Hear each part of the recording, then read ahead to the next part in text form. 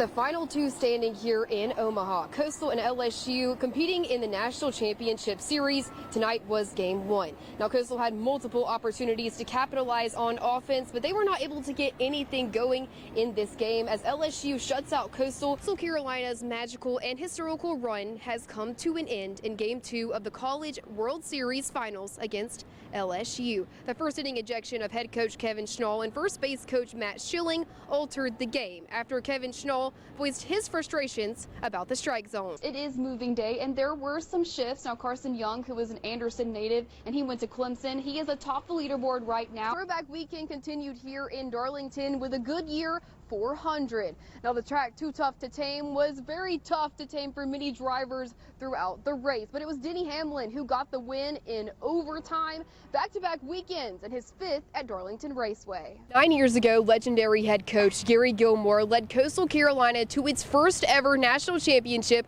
here in Omaha. And even though he is now retired, Gilly has continued to show his never-ending love for the Shawns. Coastal softball is on the way to Durham as we speak after securing an automatic bid to the NCAA Division I softball regionals for the first time since 2012. There's so many players in the portal all around the country, even at Coastal Carolina.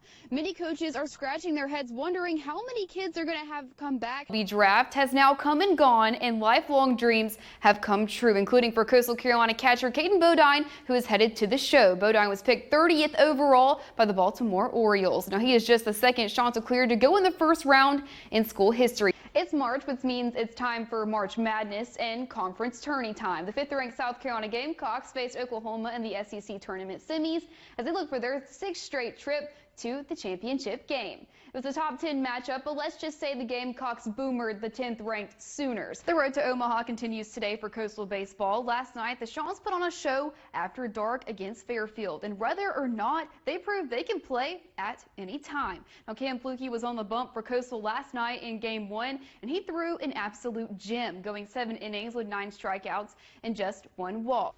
The Coastal Carolina women's basketball team came in today riding a 3-game win streak, and they were looking to extend it to 4. The Shawns took a break from conference play to host the MAC Sun Belt Challenge. The University of Buffalo came to the beach to take on CCU today.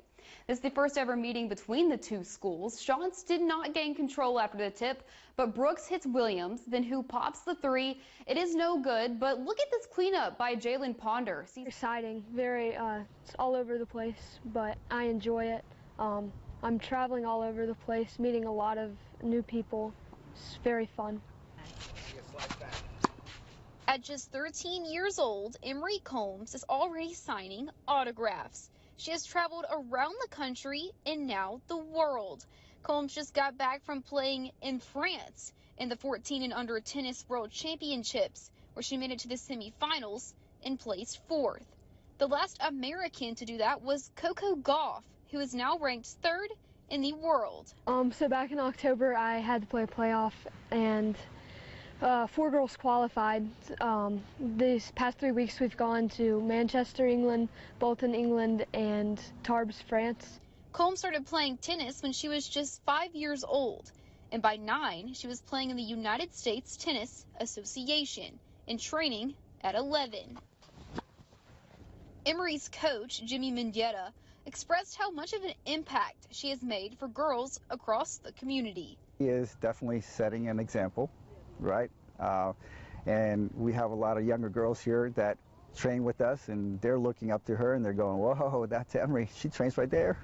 She hits the same tennis balls that we hit and the same court that we hit and everything like that. Every few months, Emery goes to the national campus in Orlando, where she trains with the best of the best. But today she took some time out of her busy schedule to show me how it's done.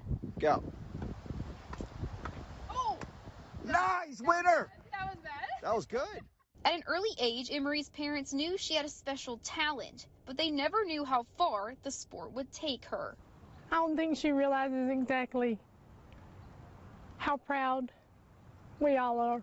I mean, it's just been an invaluable experience. I mean, it's one that kids her age they don't get this opportunity.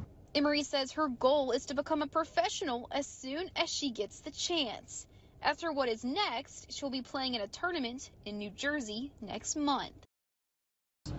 To get to coach one kid, get to coach either one of these kids is a blessing, but to get to coach two of them, especially two of them at the same time, I'll never get that opportunity again. The dynamic duo of Maddie Johnson and Olivia Hess on and off the field have the Aner softball team back in the state championship for the 4th year in a row. Just us growing together and just being able to be each other's like opposites, you know, like whenever I'm off, she's on, she can have my back and vice versa, you know. It's just us working together has definitely pushed both of us to be better players, and you know, ever since a young age, I've always known how to live by my side. Maddie Johnson and Olivia Hess, the Blue Jackets, not one but two aces in the circle. Johnson is a senior who signed to play at the next level at Clemson. Hess is a junior who is committed to play at the University of Tennessee Martin. The two pitchers have been together since the beginning, from learning how to pitch to dominating batters left and right. She's always hyping everybody up. She's there for everybody. Like, if you need somebody, she's there for you. And she's just a great teammate overall. In 29 games, both pitchers combined have a less than 1 ERA. Not only do they throw the heat, they bring it in the box.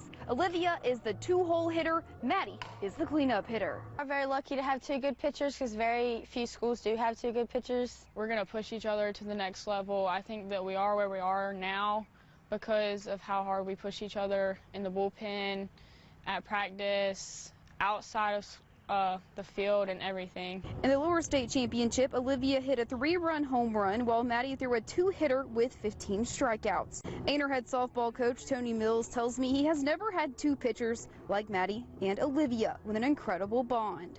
Kids that are that caliber athlete that can go out there and pitch at the level they pitch at, and still they get the opportunity to hit also, and they're very productive at the plate. It just shows you what kind of athletes they are. The dynamic duo will face the same team they played last year in the 3A Championship Series, Belton Honeypath. Maddie will take the circle in Game 1, while Olivia will take the circle in Game 2, their last together. And the Dunes Golf and Beach Club is now less than a full week out from welcoming the PGA Tour back in. What exactly goes into getting the course tournament ready? That's a question we here at WNBF Sports sought out to answer. Mornings at the Dunes Club start early. The course's grounds crew heads out at 6 a.m. each day. The calm before the storm now. But that daily work pales in comparison Everyone loves mowing fairways. to the preparations needed to bring a PGA Tour event to the club. The planning goes in months, if not years in advance. That's Steve Hamilton, the Dunes Club Director of Agronomy, who oversees the course's maintenance and ensures it's up to par. Guys stripe it and they take pride in their straight lines and they're just the way it looks. And while the club has hosted a number of big tournaments in the past, it hadn't been a PGA Tour stop until last year, something Hamilton says required his staff to make a few adjustments. We definitely had to address some of the championship tee boxes. We did that in the first year prior to our first year. So that was a big, big renovation for us prior to. Usually when you are granted a tour stop, it's, 2 seasons, 3 seasons in advance, and we were 11 months.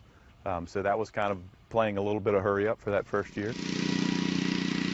Those adjustments continue this year, with Hamilton telling us the second annual Classic will present some new challenges, even for pro golfers already familiar with its layout. We were asked to grow the rough a little bit taller once the tour got here, so in the process of doing that now. We've kept it at a certain height for our membership throughout the spring, but we have since switched the height of cut of the primary rough.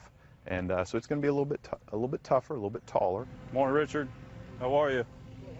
Good.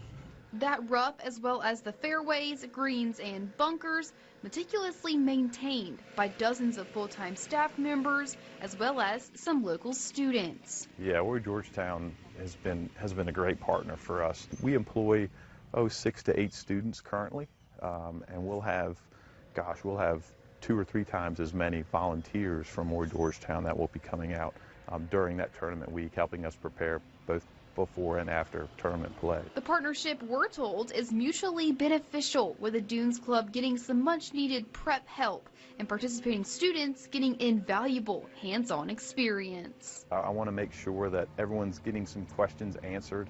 This may be the first time for a lot of individuals in and around a tournament. So, you know, a lot of those guys have questions. Why are you doing this? Or I see we're doing this morning and we didn't do this yesterday morning. Why is that? And after a week-long whirlwind ending in the crowning of a champion, the PGA Tour leaves town just as quickly as it came in. But both the setup and teardown work are a labor of love for folks like Hamilton, who just feel blessed to be a part of it all. It's a different profession. It really is. You have to enjoy it. I tell guys you have to somewhat be a morning person. We do get up pretty early, but there's a lot of benefits with that too. You know, you get to see, especially with us being along the coast, you get to see the sunrise every morning, and the piece of property that we're on is so special.